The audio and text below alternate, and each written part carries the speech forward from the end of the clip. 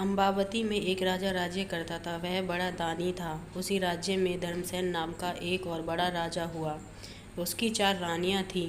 एक थी ब्राह्मण, दूसरी क्षत्रिय, तीसरी वैश्य और चौथी शूद्र। ब्राह्मणी से एक पुत्र हुआ जिसका नाम ब्राह्मणित रखा गया। क्षत्राणी से 3 बेटे हुए। एक का नाम संग, दूसरे का नाम विक्रमादित्य और तीसरे का नाम भर्तहरि रखा गया। वैश्य से एक लड़का हुआ जिसका नाम चंद्र रखा गया। शूद्राणी से धन्वंतारी हुए। जब वे लड़के बड़े हुए तो ब्रह्माणी का बेटा घर से निकल पड़ा और धारापुर आया। हे राजन, वहाँ के राजा तुम्हारे पिता थे। उस लड़के ने राजा को मार डाला और राज्य अपने हाथ में ले करके उज्जैन पहुँचा। संयोग की बात है कि उज्जैन में आते ही वह मर गया। उसके मरने पर क्षत्राणी का बेटा संग गद्दी पर बैठा।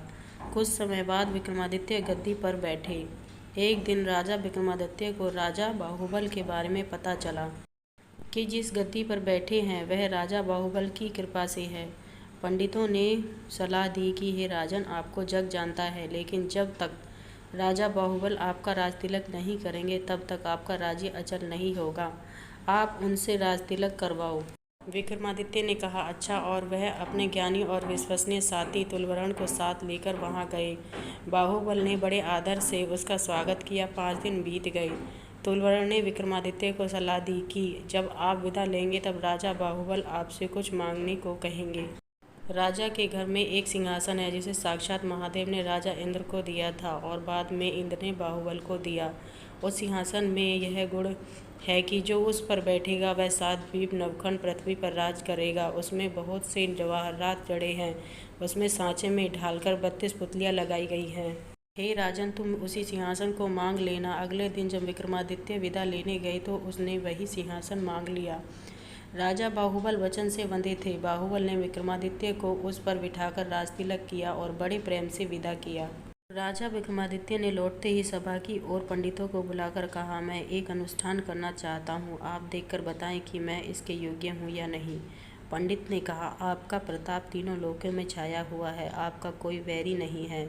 जो करना हो कीजिए। अपने खानदान के सब लोगों को बुलाइए। 1.25 लाख कन्यादान और 1.25 लाख गाय दान कीजिए। ब्राह्मणों को धन दीजिए। जमींदारों का 1 साल लगान माफ़ कर दीजिए।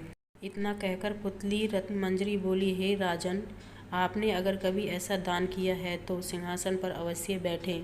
पुतली की बात सुनकर राजा भोज निराश हो गए। आज का दिन तो गया, अब तैयारी करो, कल सिंहासन पर बैठेंगे। इस तरह सिंहासन बत्तीसी की पहली पुतली ने राजा भोज को नहीं बैठने दिया और अगले दिन दूसरी पुतली चित्रलेखा ने सुनाई राजा विक्रमादित्य की कहानी।